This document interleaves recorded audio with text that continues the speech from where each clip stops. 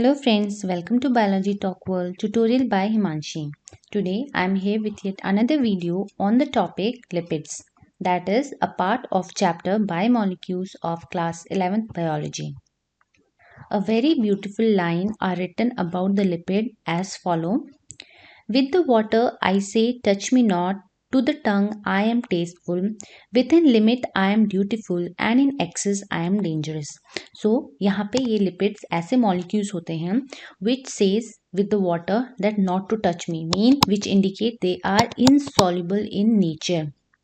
They are not soluble in water. Then if they are taken as a diet, they are very tasteful and very delicious. After that, it is said if we take the lipids in a limited form, they can be very useful for us, but if taken in excess, they can be dangerous, very dangerous for us if lipids are consumed in a very excessive or high amount. Now, let us discuss about this topic in little detail. So, the first topic here is about lipid. Let us see कि lipids होते क्या हैं. Lipids are basically esters of fatty acid and alcohol. यहाँ पर आपके fatty acid and alcohol का ester होता है lipid. Mean there will be an ester bond formation between fatty acid and alcohol और इन दोनों के combination से आपका बनता है lipid. और जनरल टर्म में हम बोल सकते हैं लिपिड ऐसे बायोमोलिक्यूल्स हैं जिनमें लार्ज अमाउंट ऑफ हाइड्रोकार्बन्स होते हैं और ये आपकी बॉडी का बिल्डिंग ब्लॉक मेंटेन करते हैं एंड हेंस किसी भी लिविंग सेल का जो स्ट्रक्चरल एंड फंक्शनल यूनिट है उसको डायरेक्टली कंट्रोल करता है आपका लिपिड का. जो आपके बायोलॉजिकली लिपिड्स प्रेजेंट होते हैं वो बहुत ज़्यादा केमिकली डाइवर्स होते हैं. यहाँ पर देखो जो आपके लिपिड्स हैं ये एक ब्रॉड कैटेगरी है जिसमें आपके fat molecules, oils, waxes and certain vitamins like A, D, E के इंक्लूडेड होते हैं. अलॉन्ग विद दैट यहाँ पे कुछ हॉर्मोन्स हैं जिनका नेचर फैटी और लिपिड नेचर का होता है, उनको भी हम इसी कैटेगरी में पढ़ते हैं. Lipid basically not soluble in water है, जैसे कि अभी हमने देखा था, हैंस उनका जो नेचर होता है वो नॉन पोलर होता है. But being a non polar ये इनके अंदर टेंडेंसी होती है कि ये कुछ नॉन पोलर सॉल्वेंट्स में अपने आप को डिजोल्व कर सकते हैं, लाइक क्लोरोफॉर्म हो गया एक्सेट्रा. लिपिड्स हमारी बॉडी में एक इंटीग्रेशन प्लस मेटाबॉलिक रिएक्शंस को बहुत ही कोऑर्डिनेटेड वे में कंट्रोल करने में हेल्प करते हैं. फॉर एग्जांपल वो एक रिजर्वायर है फ्यूल का हमारी बॉडी में. लिपिड हमारी बॉडी का जो सेल मेम्ब्रेन होता है, हमें पता है सेल मेम्ब्रेन बेसिकली कंस्टिट्यूट करता है आपके फॉस्फोलिपिड्स एंड कोलेस्ट्रॉल को, और इन दोनों का नेचर कैसा होता है, they are lipid in nature, और ये हमारी सेल्स में परमेबिलिटी को मेंटेन करते हैं. मेम्ब्रेन की परमेबिलिटी मीन कि कौन सा सब्सटेंस इन एंड आउट जाएगा सेल के अंदर, उसको ये रेगुलेट करते हैं. अपार्ट फ्रॉम दैट बहुत सारे आपके फैट सॉल्युबल विटामिन है लाइक ए, डी, ई के, इनका नेचर भी आपका फैटी और लिपिड नेचर के होते हैं. लिपिड हमारी बॉडी के अंदर मेटाबॉलिक रेगुलेटर्स का काम करते हैं. मीन हमारी बॉडी के अंदर जितने भी कैटाबॉलिक एनाबॉलिक रिएक्शंस हो रहे होते हैं उन सबको रेगुलेट करता है लिपिड. अलॉन्ग विद दैट यहाँ पे कुछ हॉर्मोन्स हैं जिनका नेचर लिपिड जैसा है, लाइक स्टीरॉयड हॉर्मोन्स हो गए आपके एंड प्रोस्टाग्लैंडिन्स हो गए. नाउ सी जितने भी आपके लिपिड्स हैं उनको हम डिफरेंट मेजर कैटेगरीज में डिवाइड करते हैं. First is simple lipids and second is complex lipid. Late us see what is simple lipid first. Simple lipids को आप ट्राइग्लाइसरीड्स के नाम से भी बोलते हो और ये आपके ईस्टर्स होते हैं फैटी एसिड एंड अल्कोहल के. जनरली सिंपल लिपिड्स को फर्दर क्लासीफाई कर सकते हैं into two categories, that is neutral और true fat and second is waxes. जो आपके न्यूट्रल एंड ट्रू फैट्स होते हैं इसमें high amount of carbon and hydrogen present होता है और ये दो डिफरेंट टाइप ऑफ मॉलिक्यूल से मिलकर बना होता है. One is glycerol and second is fatty acid. Glycerol 3 hydroxyl group को कंटेन करता है as you can see in the diagram. Fatty acid एक कार्बोक्सिलिक एसिड है जिसमें लॉन्ग हाइड्रोकार्बन चेन इंक्लूडेड होती है और इनके टर्मिनल में कार्बोक्सिल ग्रुप अटैच होता है. ये जो हाइड्रोकार्बन की जो चेन है ये सैचुरेटेड भी हो सकती है एंड अनसैचुरेटेड भी. तो डिपेंडिंग अपॉन कि फैटी एसिड में सैचुरेटेड चेन पार्टिसिपेट कर रही है या अनसैचुरेटेड, हम उनको सैचुरेटेड फैटी एसिड और अनसैचुरेटेड फैटी एसिड बोलते हैं रिस्पेक्टिवली. ये जो ग्लाइसरॉल है एंड ये फैटी एसिड है ये आपस में ईस्टर बॉन्ड के फॉर्मेशन से एक दूसरे के साथ कनेक्ट होते हैं और फाइनली आपके फैट का फॉर्मेशन करते हैं. यहाँ पे देखो ग्लाइसरॉल का एक मॉलिक्यूल जब कंबाइन करते हैं 3 मॉलिक्यूल ऑफ पाल्मिटिक एसिड तो ट्राई पाल्मिटिन फैट का फॉर्मेशन करते हैं। Tripalmitin is an example of your fat. यहाँ पे देखो जो HOOC C15H31 है, this is an example of palmitic acid.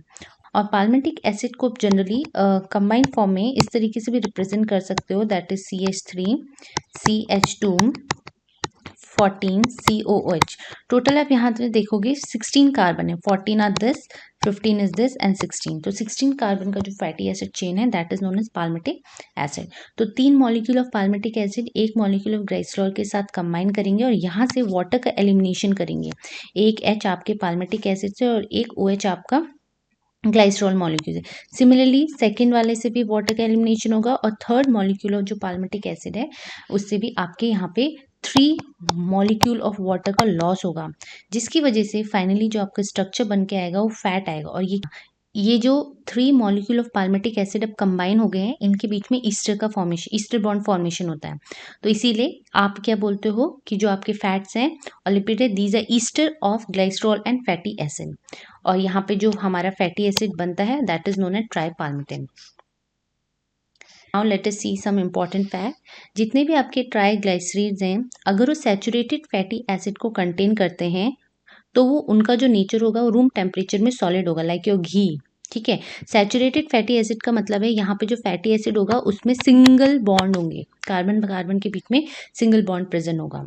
Similarly acid ट्राइग्लिसरीन जिनमें अनसैचुरेटेड फैटी एसिड है, मीन डबल बॉन्ड होगा वहाँ पे कार्बन कार्बन के बीच में उस फैटी एसिड में, तो वो जनरली रूम टेम्परेचर पे लिक्विड नेचर के होते हैं और इनको हम ऑयल्स बोलते हैं। जबकि ट्राइग्लिसरीड जिनके अंदर सैचुरेटेड फैटी एसिड होते हैं और उनका नेचर सॉलिड होता है रूम टेम्परेचर में, उनको हम फैट बोलते हैं। Can convert your oils into a solid form by simply converting this double bond into single bond. जब आपने इस डबल बॉन्ड को सैचुरेट कर दिया है और if you converted this double bond into single bond, तो आपके जो फैट है वो ऑयल फॉर्म से किस फॉर्म में कन्वर्ट हो जाएगा, सॉलिड फॉर्म में कन्वर्ट हो जाता है। Now let us see some of the chemical properties of fatty acid की क्या क्या केमिकल प्रॉपर्टीज होती हैं। First property is saponification. Saponification होता है सोप के फॉर्मेशन को आप बोलते हो सपोनिफिकेशन। यहाँ पे आपके फैट मॉलिक्यूल्स कंबाइन करते हैं certain alkali like NaOH and KOH के साथ, और फाइनली आपको यहाँ पे किसका फॉर्मेशन होता है, सोप का फॉर्मेशन होता है। तो सपोनिफिकेशन को हम सिंपली डिफाइन करते हैं process of soap formation. Process of soap formation is known as saponification. और ये बनता कैसे है, फैट और एल्कली यहाँ पे कंबाइन होंगे and they will lead to the formation of soap. और ये सोप्स का जो केमिकल नेचर होता है ये generally sodium and potassium salts होते हैं, किसके, फैटी एसिड्स के। Second is hydrogenation. हाइड्रोजनेशन में क्या करते हो, ऐसे ऑयल जिनके अंदर अनसैचुरेटेड फैटी एसिड्स होता है, मीन डबल बॉन्ड वाले जो फैटी एसिड्स होते हैं उनको आप कन्वर्ट कर देते हो सिंगल चेन वाले या सिंगल बॉन्ड वाले फैटी एसिड में। और इस प्रोसेस को कैरी आउट करने के लिए you need a very high temperature, pressure and certain catalyst like निकल। तो hydrogenation is simply the process of conversion of unsaturated fatty acid into saturated fatty acid. Third is halogenation. Halogenation का मतलब होता है addition of halogen. Halogen क्या होते हैं आपके, like fluorine, chlorine, bromine, iodine, they all are your halogens. यहाँ पर आपका unsaturated fatty acid, again unsaturated है, mean double bond containing fatty acid जो होंगे उनके अंदर आप हेलोजन को ऐड करते हो एंड हेलोजन में बी एनीथिंग, आयोडीन, क्लोरीन, और वो फाइनली क्या करते हैं, डबल बॉन्ड में जाकर ऐड हो जाते हैं और डबल बॉन्ड को सिंगल बॉन्ड में कन्वर्ट कर देते हैं। तो इस तरीके से आपका क्या होता है, हेलोजिनेशन प्रोसेस के थ्रू अगेन अनसैचुरेटेड कंडीशन से आप सैचुरेटेड कंडीशन को मेंटेन करते हो। और सिंपली आप क्या बोल सकते हो, addition of halogen is known as halogenation. Next is rancidity. Rancidity का मतलब होता है कोई भी चीज़ खराब होना। जब भी आपके oil and fat containing food molecules को आप बहुत लॉन्ग टाइम तक स्टोरेज करते हो, तो वहाँ पे हीट की प्रेजेंस से, लाइट की प्रेजेंस से, एयर एंड मॉइस्चर की प्रेजेंस से उनके अंदर एक अनप्लेजेंट स्मेल डेवलप हो जाती है। इसी प्रोसेस को बोलते हो आप rancidity. Mean developing an unpleasant smell on your food that contain fats and oil. Last process is emulsification. Emulsification एक simply process होता है जहाँ पे large fat molecules are converted into simple fat molecules. Now let us study the second category of simple lipid, that is waxes. Waxes भी आपके esters होते हैं किसके, लॉन्ग चेन फैटी एसिड यहाँ पे इंक्लूड होंगे along with saturated alcohol molecule. यहाँ पे वैक्सेस जनरली बहुत सारे नेचर में हमको कॉमनली भी अवेलेबल होते हैं, लाइक योर बी वैक्स, ठीक है, जो बी से हनी बी से मिलता है। Wool fat, this is obtain from your sheep. Then sebum, this is a secretion जो कि हमारे स्किन ग्लैंड से और सिबेशियस ग्लैंड से सीक्रीट होता है। देन क्यूरमिन, ये हमारे ईयर वैक्स को हम बोलते हैं। देन प्लांट वैक्स, प्लांट अपने सरफेस के ऊपर एक ट्रांसपेरेंट कोटिंग जनरेट कर देती है जो कि ट्रांसपिरेशन के प्रोसेस को प्रिवेंट करने में हेल्प कर रही है, तो उसको आप बोलोगे plant wax. Finally paraffin wax, ये भी एक आपका वैक्सी सब्सटेंस है जो कि पेट्रोलियम के मॉडिफिकेशन से या रिफाइनिंग से बनता है।